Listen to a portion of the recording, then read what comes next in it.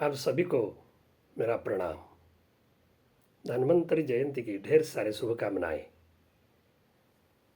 आशा करता हूँ महाप्रभु धन्वंतरि जी की कृपा से आप कुशल होंगे।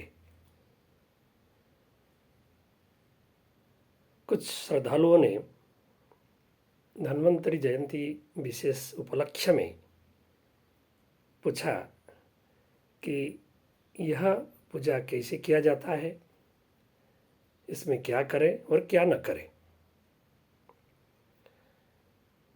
वर्तमान समय जो है अत्यंत व्यस्त बहुल है। सभी लोग जो है अपने अपने कार्य में अत्यंत व्यस्तमय जीवन यापन कर रहे हैं। परिस्थितियां ऐसा बना है।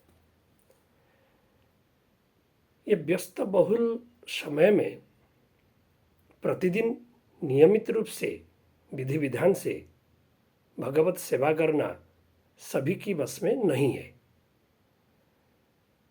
तो इसलिए हमारे प्राचीन आचार्यों ने, भगवान वेद व्यास ने वेद को दो भागों में विभाजित किया था। एक ज्ञान मार्ग और दूसरा कर्म मार्ग। ज्ञान मार्ग के जो उपासक थे वो ज्ञान मार्ग में जाएंगे, और सामान्य व्यक्ति जो हैं वर्ष में 12 पर्व, त्रयोदश पर्व होता है। ये विशेष ओकेजन में अगर प्रतिदिन कोई नित्य नियमित से विधि विधान से कोई पूजा सेवा कर नहीं पाता है, ये विशेष परिस्थिति में, विशेष भगवान के जन्मोत्सव में अगर वो श्रद्धापूर्वक भक्ति भाव से अगर भगवान को तन मन श्रद्धा से अर्पण करके जितने भी अपने सामर्थ्य भगवान को निवेदन करते हुए सेवा करता है, ये कर्म कांड के मार्ग में या श्रद्धा मार्ग में, तो भगवान भी इसकी वांछित फल प्रदान करते हैं। देखिए, संसार में सुख है तो दुख है, और सांसारिक जो जीवन है वो दुखों सुखों से भरा होता है। अगर आध्यात्मिक काम नहीं होता तो संसार में सुख प्राप्ति होना कष्ट होता है। संसार में दार्शनिक रूप से अगर बताया जाता है तो तीनों दुखों में प्रति व्यक्ति जीवन यापन करता है। आध्यात्मिक दुख, आदि भौतिक दुख, आदि दैविक दुख। ये दुखों का निवारण ही भगवत सेवा से हो सकता है। निवारण तो आज जो है इसमें वीडियो में ये बताने जा रहा हूँ, आप जो धन्वंतरि की जयंती कैसे पालन करें, इसमें क्या करें। तो 12:20 के बाद त्रयोदशी प्रवेश कर रहा है। कार्तिक मास का कृष्ण पक्ष का त्रयोदशी तिथि है। इस साल में एक बार ही आता है, विशेष तिथि है। इसमें भगवान महाविष्णु धन्वंतरि की स्वरूप में प्रकट हुए थे। इसमें पूजन कैसे किया जाए, प्रदोष काल से लेके हम 7:30-8 बजे तक पूजन कर सकते हैं। हर स्थान में सूर्योदय अलग अलग है, इसलिए सूर्यास्त भी अलग अलग होगा, तदनुसार आपको करना चाहिए। करें तो क्या करें, सबसे पहले घर को साफ करें, तीर्थों जलों से, गंगा जलों से छिड़का दें। भगवान का प्रतिमा या मंदिर जहाँ पर है उस स्थान को सुशोभित करें फूलों से, पत्रों से। भगवान खुद कहे हैं, पत्रम पुष्पम फलम तोयम यो मे भक्त्या प्रयच्छति तदहम भक्तिपहृदम अश्नामि प्रयतात्मना यत्करोसि यदस्नासि यज्जुहोसि यत्तपस्यसि कौन्तेय तत्कुरुष्व मदर्पण। भक्ति भाव से श्रद्धया पर्योपेतास्ते में युक्त तमो मतः। इस सब का अर्थ ये है केवल श्रद्धा ही है। जरूरी नहीं है कि आपको स्वर्ण मुद्रा स्थापन करना। केवल श्रद्धा एवं प्रेम भाव से, भक्ति भाव से वहाँ भजन कीर्तन करें। कैसे करें? सबसे प्रथम आप श्री गणेश जी की पूजन करें। श्री गणेश जी को तिलक लगाएं, कुमकुम से करें, चंदनों से करें, अक्षतों से करें। महालक्ष्मी जी को करें। धनदाता कुबेर जी को भी पूजन करें। और विशेष रूप से धन्वंतरी महाप्रभु की स्नान कराएं और फिर इसको तीर्थोजलों से, पंचामृतों से स्नान करके फिर इनको कुमकुम, चंदन, अक्षत आदियों से पूजन करें। अगरबत्ती लगाएं, झुणा गुगुल से दे और श्रद्धापूर्वक जो भी आपके घर में मिष्ठान बना सकते हैं तो बहुत अच्छा है।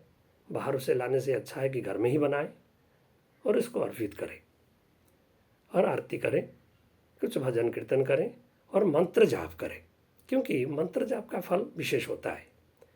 इस प्रकार महामृत्युंजय जाप करें। ओम श्री धन्वंतरय नमः, ओम श्री गणेशाय नमः, ओम श्री महालक्ष्मी नमः। श्री सूक्त का पाठ करें, गणेशाथर्व शीर्ष की पाठ करें, कनकधारा स्तोत्र पाठ करें और एक विशेष मंत्र मैं आपको देता हूँ, उसको भी जाप करें। जैसे कि कहते हैं, ओम नमो भगवते महासुदर्शनाय वासुदेवाय अमृत कलशहस्ताय महाभय निवारणाय सर्वरोग निवारणाय महाविष्णु स्वरूपाय धन्वंतरि नारायणाय नमः। इस मंत्र को 108 बार जाप करें, क्योंकि प्रत्येक घर में प्रति व्यक्ति सुख चाहता है और सुख तब प्राप्ति होता है जब सुखमय को हम भजन करें, जाप करें, कीर्तन करें।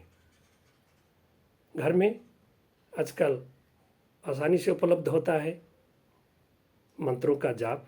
हम मोबाइल माध्यम से सुने या कोई विशेष मंत्र ध्वनि उत्पत्ति करें, श्रवण करें, सारे परिवार मिल के करें, भक्ति भाव से करें। इससे क्या होगा कि आपका घर में क्लेश निवारण होगा, दुखों से निवारण होगा, शोक से मुक्ति मिलेगी और सबसे यह है कि मानसिक तनाव, शारीरिक तनाव से आपको मुक्ति मिलेगी। इस प्रकार अगर आज का दिन आप करते हैं तो आनंद होगा। ये पूजन करने के बाद कम से कम 13 दिया लगाएं, प्रधान दिव्य का खंड दीप लगाएं, रात भर वो जलेगा तो बहुत अच्छा है। बाहर में सारे मिला के कम से कम 13 दिया लगाएं और इसको घृत, गव्य घृत में लगाने के लिए कोशिश करें तो बहुत अच्छा है, क्योंकि घृत दीप लगाने से भय निवारण होता है, रोग निवारण होता है, शत्रु निवारण होता है। तो उसको भी करें। और खरीदना के भी इसमें विशेष महत्व दिया गया है। ये पर्व विशेष करके उत्तर भारत में अति प्रसिद्ध हैं। तो लोगों का ऐसा नहीं है कि हम सभी लोग सुवर्ण मुद्रा खरीदी करेंगे। अपने अपने सामर्थ्य के अनुसार जो श्रद्धा है, उसको सामर्थ्य है, उसी को खरीदी करें। सुवर्ण है, कोई धातव्य वस्तु है, रुपये में हो, तांबा में हो, पीतल में हो, उसको खरीदी करें। कुछ नहीं होता है तो सामान्य वस्तु जो होता है उसको भी हम खरीदी कर सकते। जैसे खंड हल्दी है, आपकी जो झाड़ू हैं उसको भी हम खरीदी कर सकते हैं। लेकिन काले चीज़ को परहेज करें, उसको ना खरीदी करें। कांच की द्रव्य जो होते हैं, फाइबर के होते हैं, उसको ना लाए। इस प्रकार जो आपके सामर्थ्य है उसके आधार से आप करें और भगवान का इस प्रकार गुण कीर्तन करते हुए आज का दिन को आपको बिताना चाहिए। ये सुमय हो, अमृतमय हो, आपका जीवन कल्याणमय हो, दुखों से भरा जो जीवन है वो अत्यंत सुखों से परिवर्तन हो जाए और रिद्धि सिद्धि प्राप्ति हो, विघ्न विनाशन हो और स्थिर लक्ष्मी और चल लक्ष्मी भय आपको प्राप्त हो, अर्थात धन धान्य की प्राप्ति हो। इस प्रकार शुभकामनाएं करते हुए आप सभी को नमस्कार, प्रणाम। नमो नमः।